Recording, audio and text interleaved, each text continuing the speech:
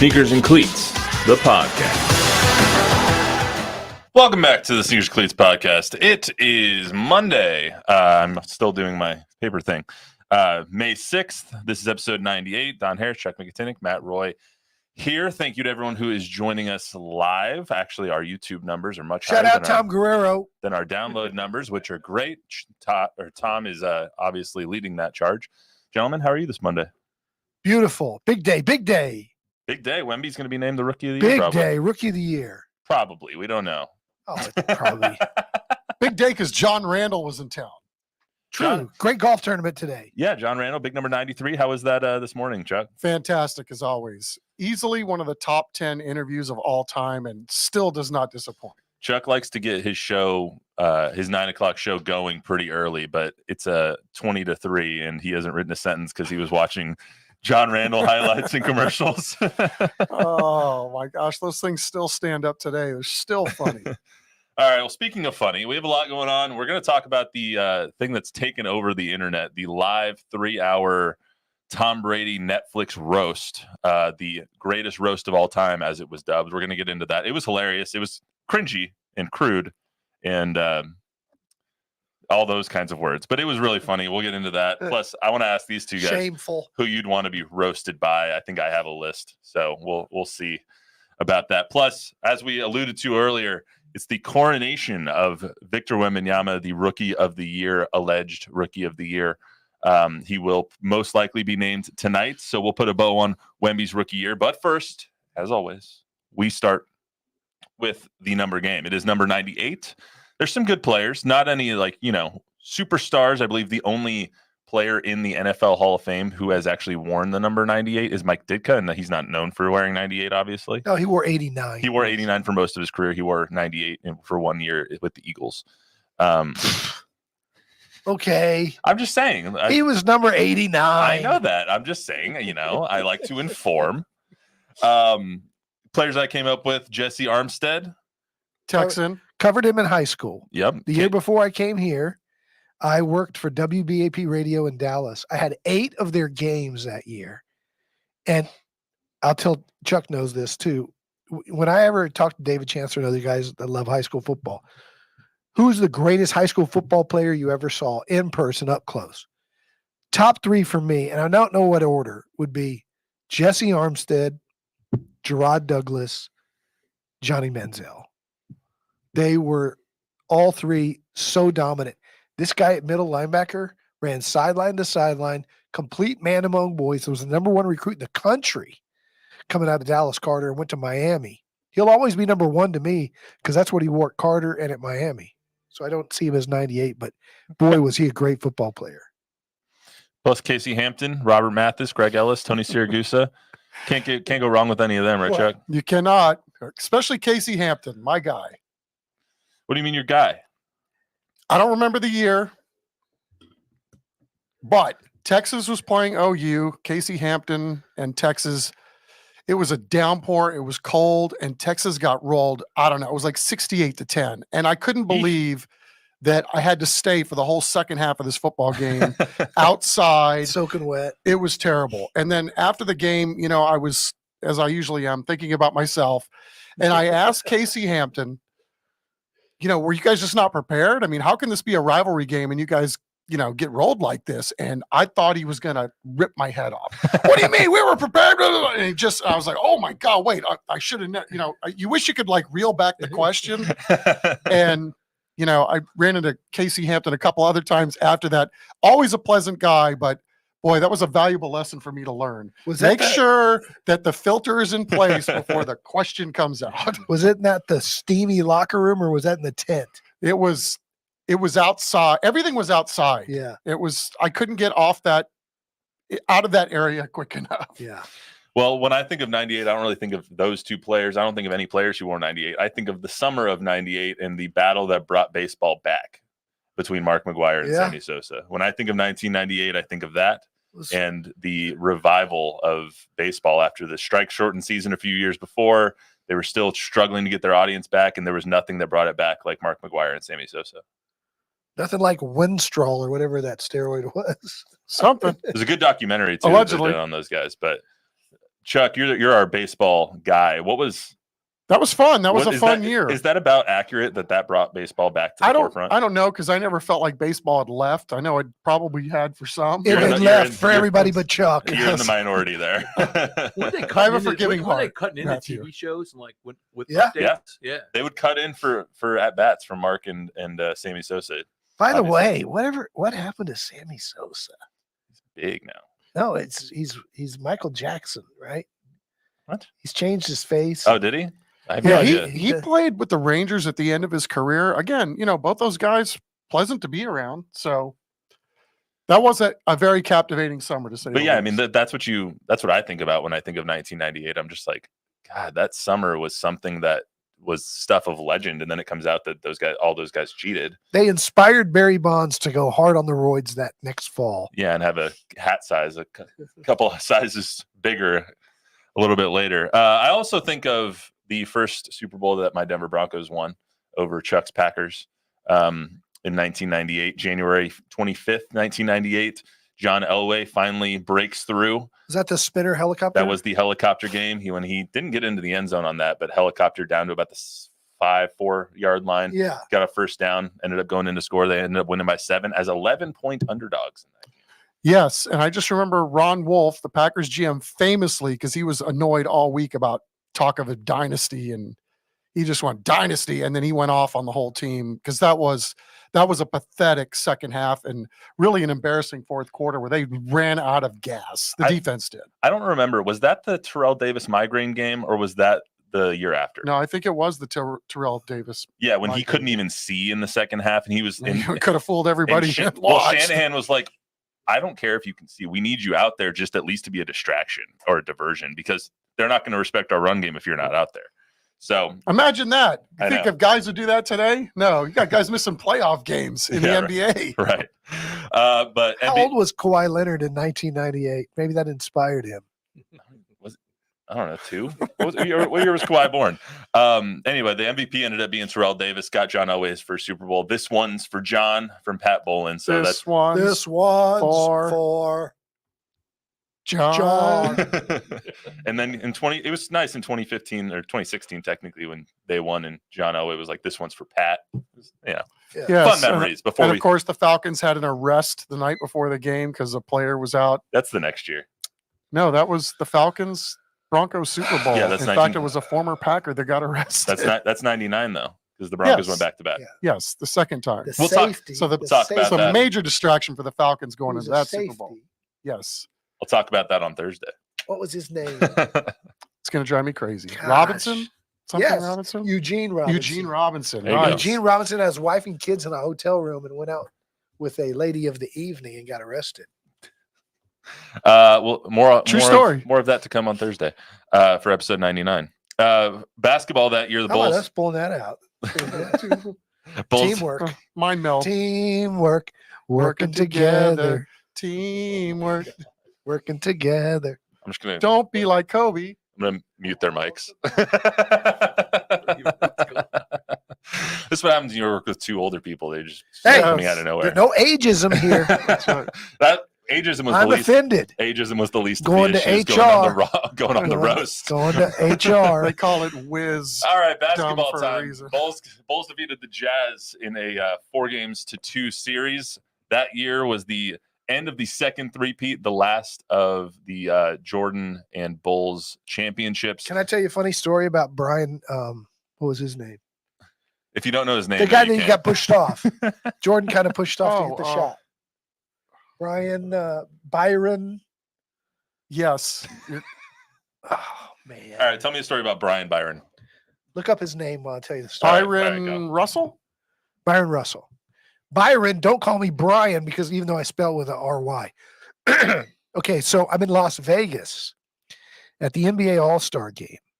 And I get in the elevator, and in the elevator is Byron, don't call me Brian Russell, from the Utah Jazz, and 4 or 5 of his buddies.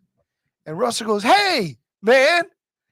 And as the door shuts, and I get in with all of them, and it's like 4 groupie guys.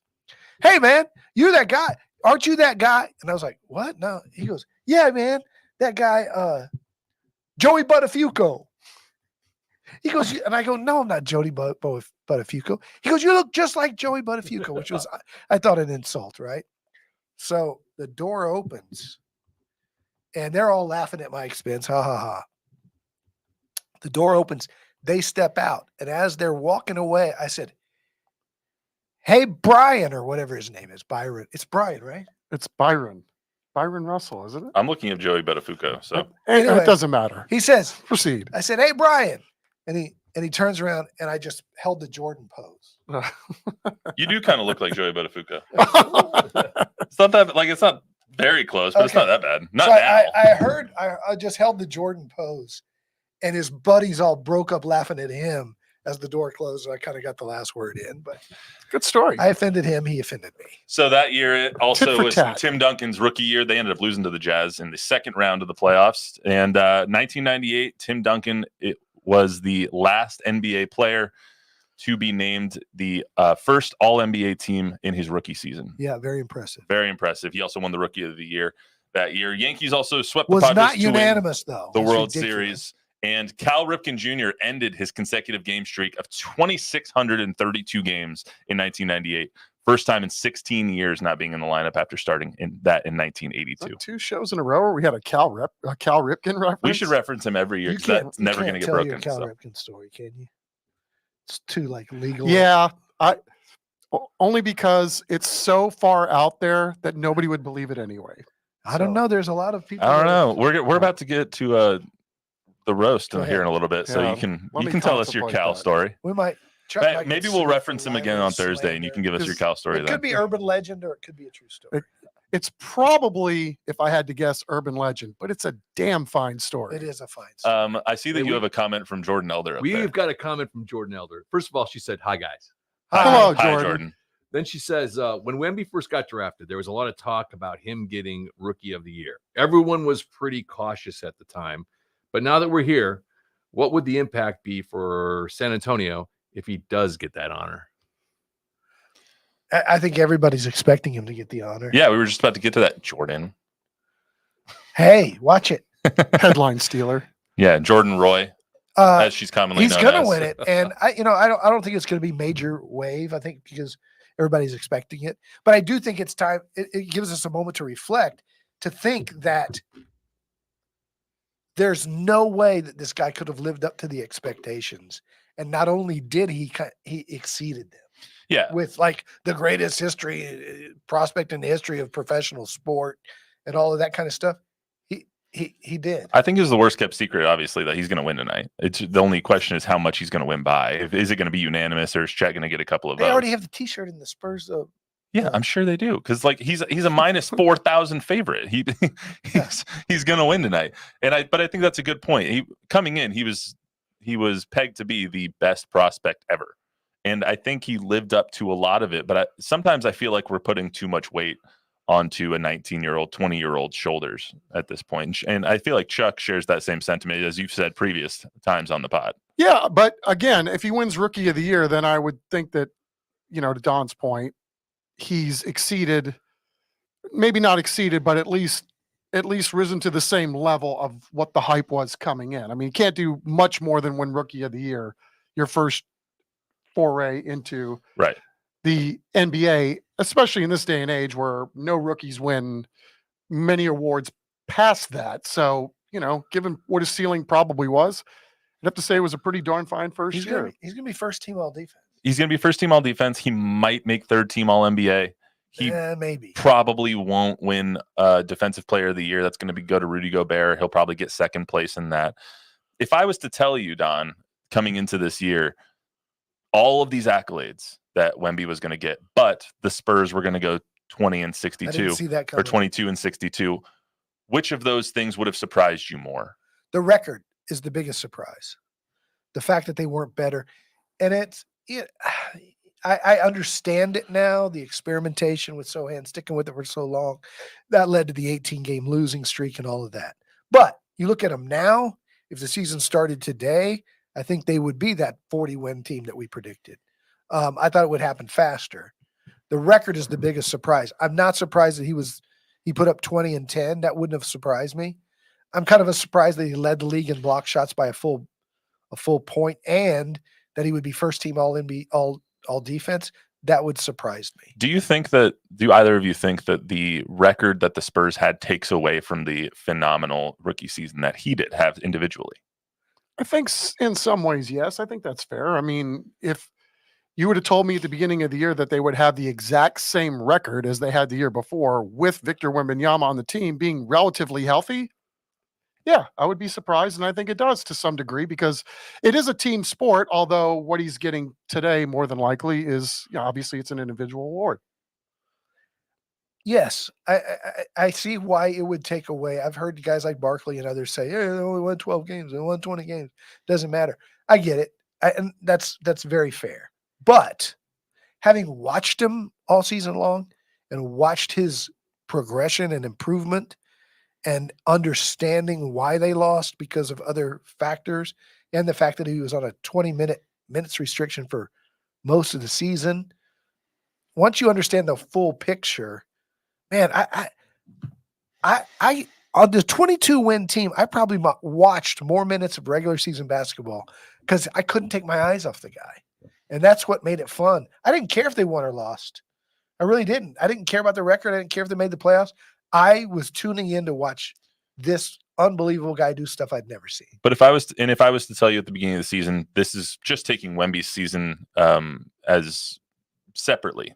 These were going to be his accolades. He was going to put up these stat lines. He was going to win Rookie of the Year. He was going to be second defensive player, yada, yada, yada. If I was to tell you all of that, would you say that exceeded or did not exceed your expectations for his year individually? He exceeded my expectations as a rookie. And what does that say about the player that he is when the expectations upon him at the beginning were as high as they were? Yeah, no, that's what I said at the beginning. It's fantastic. He's only going to get better too. Think about that. 20, 10, and 4 blocks is going to be his floor. Yeah. So where's he going for? Look at the progression that Anthony Edwards has made. Look at the progression that a lot of these rookies have they're now playing great basketball have made. Nikola Jokic, Jamal Murray, Paolo Banchero, they're fantastic. He's phenomenal. Yesterday. Yeah. Yeah. I mean, look at the progression that those guys make in year 2 to year 3 to year 4. We're in for something special. Chuck, why do you think it is so many times the whole narrative this week is Ant MJ? Is Ant the new one? Or is he the chosen one? Why do you think we're, as NBA fans, as NBA media, as people that live and die with the game, we're always so fast nowadays to try and crown the next one or the new one? I don't know. It just seems like there's a narrative or a push by somebody. It starts something and then everybody feels like they've got to get in and, have a say one way or the other on who it is that's, the quote unquote next great thing. I mean, I'm having a hard time figuring out why Tom Brady, all of a sudden, it's everywhere you go. It's Tom Brady, Tom Brady, Tom Brady. Then you have the Netflix thing. So I don't know. I mean, that's an interesting question. I don't know that I have the answer to it. It just feels like every time since MJ, everyone's looking for the next MJ or everyone's looking for the next Kobe or the next LeBron. Like, why are we not just taking players and their careers as they come to us and trying to project so far forward? Yeah, and it changes, right? Because you can be really that guy for a year, get injured, and then it's somebody else because you're sitting on the sidelines like Kawhi. Yeah. Although I love Anthony Edwards. There's nothing to not love about him. He's so fun to watch. He is, but that's actually a good point. I love Halliburton. I love Halliburton and I love Maxey. But that's a good point though, because last year, or let's call it a year and a half ago, the next one was Ja Morant.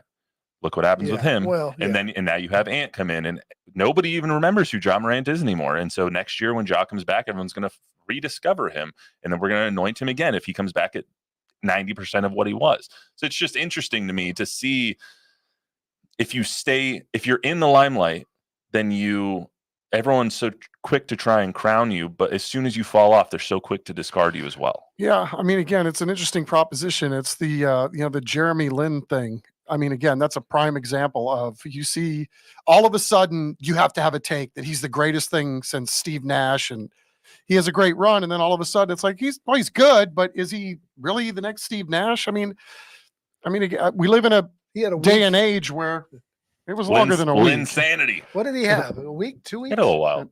A month? And it was funny because that whole story was like, I swear, I'm not jumping in on this. I don't care. I mean, I'm glad he's playing great, but it's New York. Why should I care? And then his agent, Roger Montgomery, lives in San Antonio. It's like, oh, there's a San Antonio connection. Before we move on Hey, to let me the speak real fast. Yeah. You know, it's really hard to get a star, right? It's really hard to get a superstar unless you draft them. Everybody's talking about Devin Booker or Darius Garland or Please, Trae Devin Young or whatever. But think about this. The gettable star, maybe, would be Ja Morant. You know, the gun thing in Memphis, he's been injured. He's kind of worn out his welcome. Maybe Memphis is tiring of him. Maybe he needs a fresh start. Wouldn't that be something? It would be. And I've said it a million times. That's one guy I would pay hard-earned cash to watch play ball. I like watching him play ball. Ja Morant. I can't speak to him I don't know who the young man is as a guy, but yeah. Doesn't he just remind you of like a really young Russell Westbrook? The reckless abandon that he plays with, the all out everything. He's a better shooter than Russ is. He can really shoot. He just goes all out for every single play. I don't think they'd give him up, but you can wish. Well, I mean, they have Jaren Jackson now, so they got another but superstar on that you need team. more than just Jaren Jackson on that team. Bob, before we move to the roast of Tom Brady, you want to any comments, questions? Hey, just going back to Wemby, Steve Graham says, lame. Pop held him out and made sure this year was Tank 2.0! Exclamation point, exclamation point, exclamation point, exclamation point. Don, you want to? What's the guy's name? Steve Graham. I think he was in Foreigner. Steve Graham. I want to know what love is. Yeah, they held him out because they didn't want the young superstar to get injured more because he twisted his ankle. Right around Christmas, right? Yeah, I mean, only they know what the injury situation was. But again, he had 3 ankle sprains during the season, and anybody that knows big guys knows. And if you know Victor and his staff, what he does with the exercises, his ankles and with his ankles and feet, because look, Bill Walton played in 400 games because of 6-foot surgeries, and Greg Oden and Yao Ming, all and on and on. You got to be careful with big guys' feet. He wears a 22, so there's a lot to hurt. Yes, there's a lot to. He picks up tennis balls every single day with his toes and does all these exercises for his feet. He's an alien. Any more right now, Bob? Got to be careful. Good. We're good. All right. So the roast of Tom Brady. We were all here yesterday, working. Most of us late. And somehow, some way, I still am a sicko, and I went home at 11:30, turned on the roast of Tom Brady, and I was up till 3 a.m. because I was so endlessly entertained by this stupid thing. But it was so good. It was funny. It was crude. It was awful. It was so awful. Filth. Just filthy. But funny. There were some good one-liners. Chuck. Well, I mean, I said, you know what? I hope I see enough of this on Twitter that I'll get my fill of it. And the first couple things I saw, like somebody ripped on Gronk for, his work on TV, and that was kind of funny. And there were a couple other things I thought, okay, this is pretty funny. Maybe not my cup of tea, but then there was some stuff I saw when I got home late that got a little dark. I mean, it was Crockett 9/11 jokes and Aaron Hernandez jokes. Yeah, I mean, it was a little much. Like there was a lot of.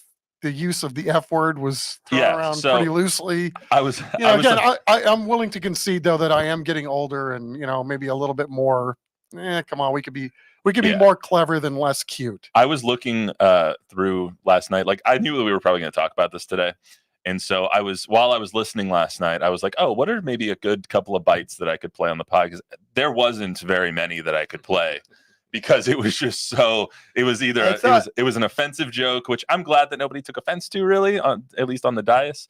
But I think one of the funnier, cleaner jokes was when Nikki Glaser made fun of Tom Brady for losing $30 million in crypto, and she's like, even Gronk said, "Yeah, that was the best one." Me know that not real money. And broadcast rights be damned. I believe we're allowed to play what's on what Netflix has posted on their social media account. So I've kind of compiled those. Let's listen to about a minute of the Netflix roast last night, starting with Bill Belichick. Gronk, I've been watching you on Fox NFL Sunday, and I'm begging you, please, Stop doing your job.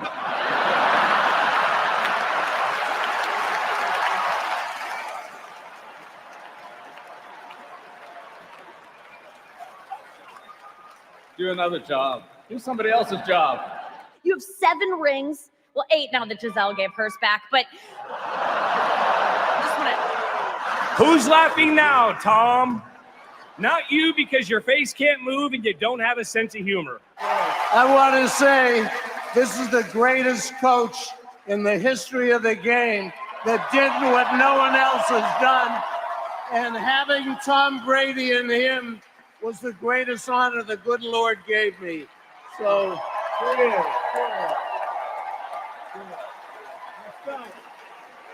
Right there. A black man made that happen. That was the roast last night. I thought it was right. Best roaster. She was phenomenal. Great comedic timing. To get a standing ovation with that crowd in the Forum in LA with that cast of characters up there, Yeah, unbelievable. she was good. So she was the best one. If so, and I think she's only like 20 minutes into a 3-hour special. So if you guys do want to check out some of it, Nikki Glaser was fantastic. yeah, Don't she do it said, with your kids around. Don't do it with your kids oh around. no, I like But- one of her quick one. It wasn't even a joke. It was just she was wrapping up and she goes, "I do want to keep this Kevin Hart." Yeah. And, you know, Yeah, it's just like it's the little one-liners that were so good. But so a anyway, million of them. so Belichick was also fantastic, but my favorite part of the whole thing was Kraft, Brady, Belichick. There's been so much written and said and documented about their relationship and how it eroded and how they don't hate and each how other. they don't like each other and how they hate each other and all of these things. But to see all of them in that group setting, kind of poking fun at one another, making jokes about how much of a hard ass Bill is and how much of a pretty boy and maybe gay or whatever that Tom is and how old Kraft is. Like, I thought that was almost healing through laughter. Yeah, I think they still have those bitter feelings, but I think they're all willing to put things aside for a certain night or whatever. They do, and you can see it in the documentary with Tom Brady at Apple TV. You mean the roast of Bill Belichick? Yeah, that Tom starts to cry at the very end when talking about, like, he still believes that he was right and Belichick was wrong and he doesn't like Belichick and all that, but they do appreciate what they accomplished together, and it's meaningful. What do they disagree about? Oh, well, You say you got how many hours you got? Yeah. They There's a 10-part disagreed documentary on over that. they disagreed over, for one, Tom Brady's Alex Guerrero personal trainer being on the staff. Belichick fired him. A lot That of was- jokes about that too. A lot of jokes about that. That was the beginning of Belichick losing control of the organization with his own training staff and stuff. When Brady told Kraft, "I'm bringing in my own guy," Kraft told Belichick he's bringing his own guy. So that separated them, and then it went downhill from there. Chuck, what do you think of having like all of them there? You have them taking shots together, kind of healing through laughter, and like, what was it like almost seeing those people who in a dynasty as big as the Patriots, you see stoic, legendary figures now just joking and laughing about it? I don't know, because again, I only saw some of the stuff that was on my Twitter feed that Right. ended up coming down. I just wonder how this is going to age. Well, Which is when I see something like this, Yeah. it's because so many of these roasts don't age very well. And, as time passes, maybe some of the stuff that was said tonight was humor, cloaked in, reality or whatever it was that they were doing. Or maybe it was just everybody's getting a gag and we want to look like we're getting along. But I think there was a lot of truth in a lot of those shows. there was a lot of truth to a lot of jokes, but I really liked that it didn't seem that anybody was offended Hurt, by it. Yeah, yeah. offended or hurt by it. Like there was some crude like jokes that'll get you thrown off air forever. Like cancel culture could be coming for all of these guys for yeah, I don't think so. for I a mean, while. But I think that was the point of it. It was 3 hours of poking fun at all of these former Patriots: Belichick, Edelman, Gronk, Randy Moss for not having a Super Bowl ring, like all of these guys that could be offended by a lot of things. And then you just had them ripping on one another for 3 hours, and it was hilarious and it was best- done like the best Randy Moss joke was somebody said Randy Moss came to this thing looking like Bagger Vance. that. Yeah. Everybody was dressed in like black tuxes with black shirts, and he had like a brown plaid It wasn't good. Wool Yeah, I mean, I guess sweater. the whole thing though, like the repeated Aaron Hernandez jokes. Oh, that and, was bad. I mean, again, it's just going to be interesting to see because I don't know. I didn't see a whole lot today. Did you guys see like major pundits talk about what went on last night? Yeah. Did Stephen A. Rip? Did he I don't say know if anything, or did I think did that Adam Schefter? Did everybody weigh in on what they saw and what was the overall feeling? the general consensus was kind of mine as well, which was it was nice to see everybody show up and have a good time and not really take offense to anything, because there were some bad jokes. There was Aaron Hernandez jokes. Tom Brady probably made the most offensive joke of the night with the 9/11 joke that he made, saying that 2 Jets knocked out Drew Bledsoe. Yeah. That was probably the worst joke of the night, in my opinion, because you just never joke about 9/11. But I thought that it was tastefully done, and I thought that most of them, What? Tastefully. There was nothing tasteful about I it. thought it was tastefully done in the structure of the event. Some of the jokes were not tasteful. What? I would. I wish this was like wide open. I could start using some of the words that were used, and I don't think they were tasteful. I don't think that some of them were not tasteful. I just thought it was nice to see everyone there having one of these roasts, which kind of went away for a while. We got rid of roasts like 6 or 7 years ago when cancel culture started becoming a real thing, because people were saying outlandish crap that got them canceled. And so now you have this, and I don't think that this is going to have that same effect, because it's one of those people that you're roasting that nobody likes anyway. Yeah, I thought it was fascinating too, like watching these guys do their thing. That, for all the talk of Brady over Peyton Manning as players, man, Brady doesn't have anything on the charisma scale when it comes to timing and everything else that Peyton Manning has. Peyton is So much he's- more of a comedian. So what Without a would doubt. what would the Tim Duncan version of a roast be like? Man, Can you I don't roast Tim think- Duncan? I think that would be like a 5-minute TikTok video. Would you guys want to be roasted? No.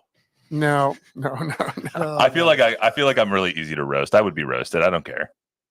Yeah, no, I wouldn't want to be. If you were to pick one person to roast you, though, last thing before we get out of here, who would you want to host your roast? Probably David Chancellor. I think David would do a great job with yours. Yeah, he knows me better than anybody. Chuck, who would you want to host your roast? Jeez. I don't have even I have know. one for you. All right, go ahead. Jack Green. Okay, well, that would be good. That might be Can one. you see Jack? That'd be like a as a 10-part host? series. Yes, I He could. would get up and go, stupid. What are we doing here? This is stupid. He wouldn't be wrong if that's actually was coming to pass. He's They'll never say there's a wrong. high school baseball game down the street. I'm going to go do that instead. I think Jordan would host my roast. There's no one else. She'd be fantastic at She it. would be. She roasts me all the time. Bob, any questions before we get out of here? There's one I don't even understand by Olga. Send him back. He's a joke. All right. Well, then on that note, we're out of here. I hope that's not about Wemby, because she's dead wrong if it's that. That's all we got for you today on the Sneakers and Cleats podcast. Remember to download, rate, review, subscribe, give us a 5-star rating, tell a friend, tell an enemy. Go watch the roast on Netflix if you No. are over 18 and can No. withstand a couple of jokes. No, I'm was- taking just the opposite. Don't watch it. It Don't was- watch it. It was Don't really funny. watch Go it. watch it. I'm gonna mute Don's I'm mic. on the record. If we were Matt's age, we would be saying the same exactly. Okay. Oh, it was hilarious. Come on. All right. I know I would at your age. We're going to be right back 100%. here on Thursday talking about everything that's happened this week. Until then, everyone have a good week.